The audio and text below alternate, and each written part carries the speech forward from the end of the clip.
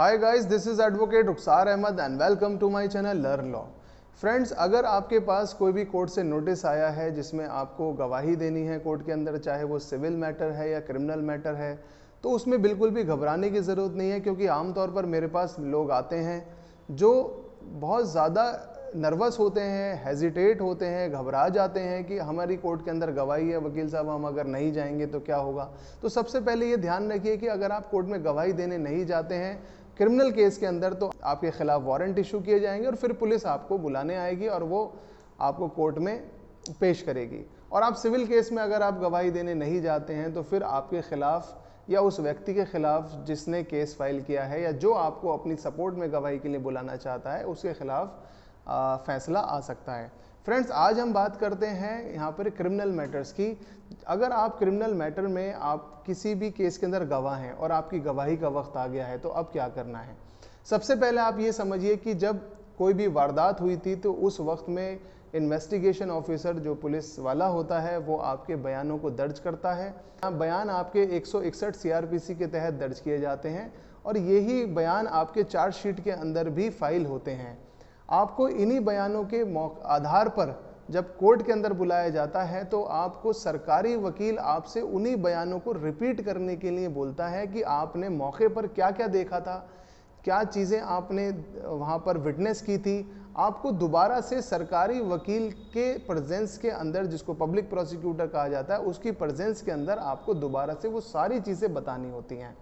For example, कोई एक murder का मैटर था जिसके अंदर आप किसी रास्ते से गुजर रहे थे, एक आदमी ने दूसरे आदमी को गोली मारी। अब इस इंसिडेंट्स को आपने जितना ऑब्जर्व किया है, आपने उस आदमी के कपड़े देखे, उस आदमी के हाथ में पिस्तौल देखी, अगर आपको बंदूक की नॉलेज है कि वो एक देसी कट्टा था या एक वो अंग्रेज़ी पिस्तौल थी, या वो आदमी किस डायरेक्शन में खड़ा था, उनके बीच में दूरी कितनी थी, वहाँ पर कितने लोग मौजूद थे, वहाँ पर टाइम क्या था। आमतौर पर यही सारी चीज़ें एक फिटनेस से पूछी जाती हैं। यही चीज़ें आपने आईओ को अपने 161 के बयानों में दर्ज कराई थी और यही बातें आपको दोबारा से सरकारी वकील के कहने पर जज की प्रेजेंस में आपको बतानी होती है। आप अपनी क्षेत्रीय भाषा के अंदर सारा बयान देते हैं, जितना आपको याद है आप वो बयान दीजिए। अगर आप कोई चीज़ भूल रहे हैं जो आपको याद नहीं आ रही है, क्योंकि इंडिया के अंदर ऐसा भी देखा गया है कि 15-15, 20-20 साल बाद लोगों को गवाही के लिए बुलाया जाता है और 15 से 20 साल के अंदर जाहिर सी बात है मेमोरी इतनी शार्प नहीं रहती है और आप बहुत सारी चीज़ें अगर भूल जाते हैं तो आप सिंपल वहाँ कह सकते हैं कि अब मुझे याद नहीं आ रहा है। और वहाँ पर सरकारी वकील आपसे ज़्यादा आप कोशिश करता है कि आप वही बातें बोलें जो आपने अपने 161 के बयान में दी थी। अगर आप अपनी बातों से थोड़ा बहुत हटने की कोशिश करते हैं या आपको याद नहीं आता है तो सरकारी वकील फिर आपसे उसी वक्त में आपको क्रॉस क्वेश्चन भी कर लेते हैं। फ्रेंड, जब एग्जामिनेशन इन चीफ आपका कंप्लीट हो जाता है, यानी कि जब सरकारी वकील आपके बयान ले लेते हैं, तो उसके बाद डिफेंस काउंसिल को मौका दिया जाता है। डिफेंस काउंसिल वो होता है जो मुल्जिम का वकील होता है, उसे मौका दिया जाता है कि वो आपसे कुछ सवाल पूछ सके। फ्रेंड्स, आमतौर पर आपने फिल्मों के अंदर देखा होगा कि वकील गवाह से सवाल पूछता है। कोर्ट में सवाल तो पूछे जाते हैं लेकिन ये तरीका बिल्कुल भी नहीं होता।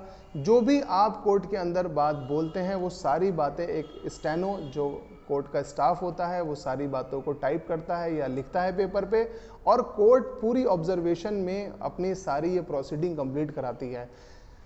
डिफेंस काउंसिल बेसिकली कोशिश ये करता है कि जो भी चीज़ें आपने देखी थी उनमें वो अंतर या कंट्रडिक्शन पैदा कर सकें। तब वो इस तरह से आपको घुमा घुमा के क्वेश्चंस पूछते हैं कि आपको वो कंफ्यूज करने की कोशिश करते हैं ताकि उन्हें अपने क्लाइंट को, जो कि इसमें मुल्जिम है, उसे बचाने में मदद मिल सके। फ्रेंड्स, ये ध्यान रखिए कि अगर आपको कोई भी चीज़ याद नहीं है, आप किसी भी चीज़ को समझ नहीं पा रहे हैं, तो आप वहाँ पर जज साहब से पूरी अच्छी तरीके से आप कह सकते हैं कि मुझे ये चीज़ याद नहीं आ रही है, बहुत ज़्यादा वक्त हो गया है, मैं भूल चुका हूँ। अगर आप ये कहते हैं तो आपके खिलाफ कोई एक्शन नहीं लिया जाएगा।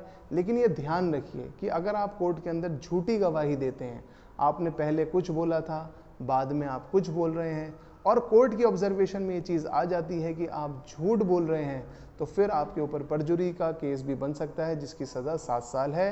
तो कभी भी कोर्ट के अंदर झूठी गवाही नहीं देनी चाहिए। और हालांकि आमतौर पर बहुत ज़्यादा झूठ भी बोला जाता है, लेकिन फिर भी झूठ बोलने की ज़रूरत सिर्फ जब आती है जब आपने जो देखा हो उसके अलावा आप कुछ और बोलने की कोशिश करते हैं। तो फ्रेंड्स, बेसिकली किसी भी गवाही के अंदर 3 ही फेस होते हैं। एक 161 के बयान होते हैं जो आपको पुलिस वाला मौका वारदात पे लेता है, एक एग्जामिनेशन चीफ होता है जो आपसे सरकारी वकील करता है, और उसके बाद आपको क्रॉस एग्जामिनेशन आपका किया जाता है जो कि मुल्जिम का वकील आपके साथ करता है।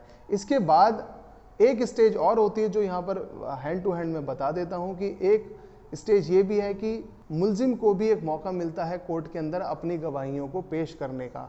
तो फ्रेंड्स, ये पूरा का पूरा प्रोसीजर है जो गवाही का है। इसमें अभी भी कोई कन्फ्यूजन अगर हो, कोई सवाल आप जानना चाहते हो तो आप मुझे इनबॉक्स में लिखिए, मैं आपको टाइमली रिप्लाई करने की कोशिश करूंगा। लास्ट में मेरी आपसे रिक्वेस्ट है, अगर आपको मेरी वीडियो अच्छी लगी हो तो प्लीज़ इसे लाइक करें, शेयर करें और मेरे चैनल को सब्सक्राइब करें। Thank you.